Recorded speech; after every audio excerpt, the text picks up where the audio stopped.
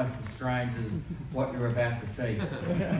Let me tell you, this is the most disgraceful film you've ever seen of this period, and it's in the most eye-popping tawdry Technicolor. So this, believe me, is a jungle picnic in Technicolor with some pretty tough radishes in the middle of it. In the theatre tonight are two people who I'm so grateful, who were so kind to me in helping me get Mamba back to MoMA. And the fact that the film has not been screened in New York for 87 years. So this is the first screening since about mid-1930. So to see, as if Tiffany Pictures and the people behind the making of this film could ever believe that we're standing here in 2017 showing an absolutely brand new 35mm print, beautifully restored by the Packard Institute and UCLA, especially headed by Scott McQueen and Todd Weiner and young Chris Horak, who I get on so well with, we can insult each other and still talk to each other the next day. Anne Morritt, who is at the back of the theatre tonight, was so wonderful to me. I literally knocked on the door in September 2009 with a DVD transfer off a tape which had come from the 35mm print. Now this was the sole surviving 35mm Technicolor nitrate print of Mamba. It apparently did not exist anywhere else on the planet except in a house in Adelaide, which is in South Australia. So you couldn't get further towards the South Pole and further away from New York if you tried. And my dear friends, and they are now my dear friends, and I have a tendency to get very emotional and start to weep when I mention them because I love them. Their names are Murray and Pat Matthews, and honestly, they are living Australian treasures. In 1957, when television came to Australia, it was 10 years later than it was in America, and it had a massive impact on Australian cinemas and on Australian film distribution. And Adelaide, if you look at the map of Australia like this, Adelaide is there. So on the east coast is where the population is, but down here where Adelaide is, it's all desert, north and west, and there is literally nothing until you get 5,000 kilometres to Perth. So films used to trundle around the country and end up in Adelaide. And so Adelaide became sort of this repository of lost films that weren't going to go to Perth, or if they did, they came back to Adelaide and never went back to the film exchanges. Well, of course, by 1932, Tiffany were out of production and out of distribution, so no more films from Tiffany ever came to Australia, along with many other, like the films of Majestic, the films that we saw yesterday. There's no way that they would have screened more than a week or two in Australia in capital cities and then just simply went on tour. So there mightn't have been more than 3 or 4 35mm prints ever come to the country of any of these B and even smaller studio films. Well, in 1957, there was this film exchange that handled all the Monogram, Republic, PRC, all the Cinecolor stuff, anything in True Colour, and that was an independent exchange. It was run by a family.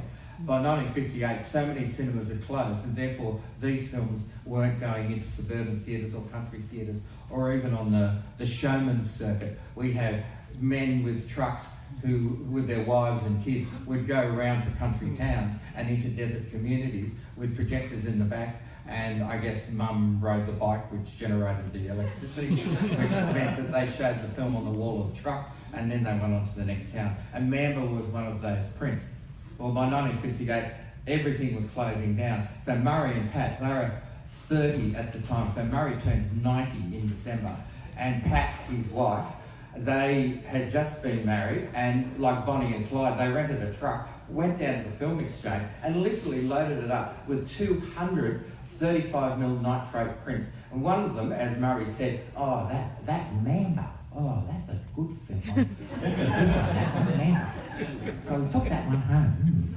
And a friend of mine called Jonas Norden, who's a sound engineer from Stockholm, in 2006, I got to know the Swedish ambassador. She was a woman. She looked like the love child of Lucille Ball and Ronald McDonald. And she was coming to our film premieres in Sydney. And Jonas said to me, because I got to know, she said, why don't you go to Stockholm and meet everybody and bring a film festival back? Well, there I met Jonas, and he said, in the Technicolor talkie realm, and of course we're all friends with Ron Hutchinson and the work of the Vodafone project, he said, the one film no one can find is this independent made film called Mamba in Technicolor, all sound, all Technicolor, made in September to October 1929 by Little Tiffany Pictures, who were known as the other MGM.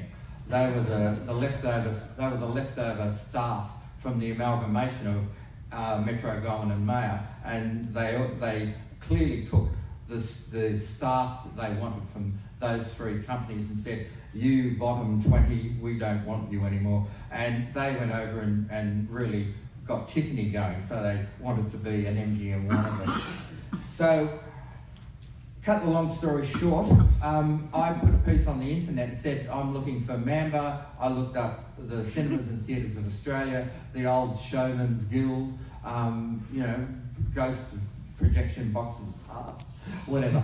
Anyway, there was a note about 6 months later. This woman said, I have seen Mamba. In fact, I saw it last Sunday. And in fact, we have it at home. And I'm like, oh yeah, sure. She's thinking of something else. And I left a note saying, I'm Paul Brennan, I live in Sydney, I live nowhere near you, but I'd like to meet you, and if this is true, please call me. Well, she rang and she said, I know what you're talking about, it's Mamba, it's a Tiffany picture, yes, it's in colour, yes, but we don't have all the sound's on gramophone records, there's the Vodafone disc, in this case called Tiffany Tone.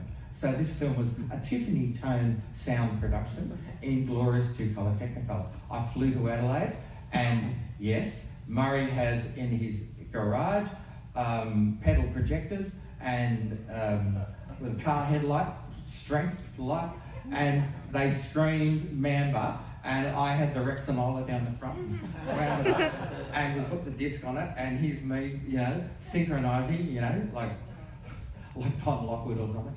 And we had 3 discs, but not all the sound. I contacted Ron, and Ron said, you can't be serious, it's not true, it isn't possible. So what we did was, we found that the National Film and Sound Archive in Australia in 1988 did a film call. Who's got films at home? Did Uncle Wally or Cousin Barry or Cousin Kevin or that other cousin you don't talk about, the one that you know that collected all the films? Let's go and see what's in everybody's shed and see if there's anything that's Australian, because it was our bicentenary. Well, Murray put the 8 reels of Mamba in a box, sent it off to the National Film and Sound Archive. They looked at it and said, oh, this is not Australian. Take it back. And literally posted 8 reels of 35mm nitrate from Canberra back to Adelaide, and Murray said, oh, they didn't want it, and put it back on the shelf. So that's where it sat.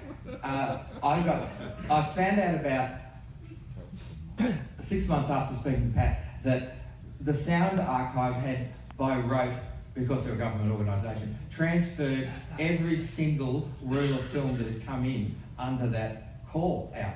So I realised that there was an SP Betamax tape of Mamba that didn't have any sound. I rang the archive, yes, it's there. No one's looked at it. I said, is it possible for me to get a DVD? I asked very gingerly.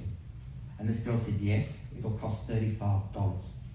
I thought, well, okay, here's my $35. So anyway, I got the $35. I got the DVD, so I then had Mamba on a DVD without sound. Ron very kindly put me in touch with Todd Weiner. Todd Weiner at UCLA said, we've got all the discs. And I said, well, I've got all the film. So let's get married. And so he sent me a CD of each of the 8 discs. I sent the CD and the DVD to Jonas in Sweden. Jonas sat in the sunroom of his house. His wife had just had a baby, so he was on the midnight to dawn shift, and he threaded all of the sound back into everybody's mouth, because they were all running at different speeds, 24 frames and 25 frames and all that with sound. So Jonas put together a first sync print. Hooray, hooray, says Ron. Come to Cinefest and we'll show it to everybody. They won't believe that this is true. And we went to Cinefest and they didn't believe that it was true, because so many times people say, I've got it, I'm going to show it, wait till you see it. And of course on the night they say, oh, they make excuse. That's an excuse.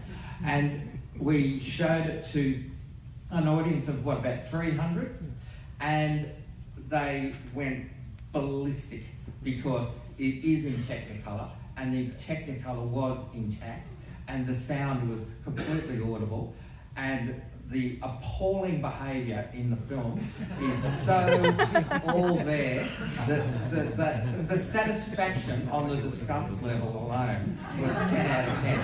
So you are seriously seeing a pre-code movie with every conceivable thing that would get anybody upset today. So I'm so proud that it's absolutely in pristine condition for you all to see tonight, 87 years later.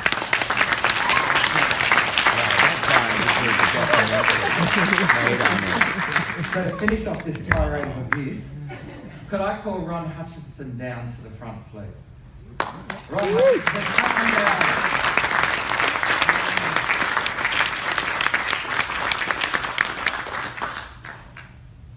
Now, the National Film and Sound Archive in Australia has the most wonderful logo that was called Screen Sound. And I have a pin.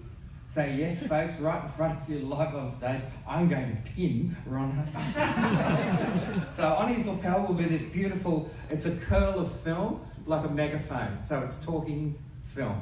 So Ron, I'm absolutely as proud as anything to say. In 2009, when we first met at the Bryant Park Diner, and you bought me lunch and I handed Mamba over to you, and tonight we're here together to celebrate the restoration of Mamba, and it is a sound and film archive absolute triumph treasure. So you are now an honorary Australian of the National Film and Sound. Wow.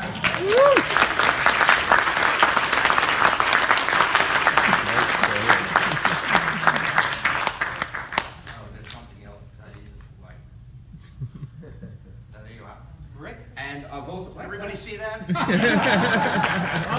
And I also bought, just for the sake of true love, a kangaroo with an opal on its backside.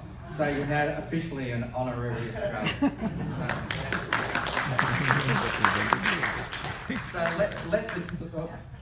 So let this tawdry Technicolor disgrace begin.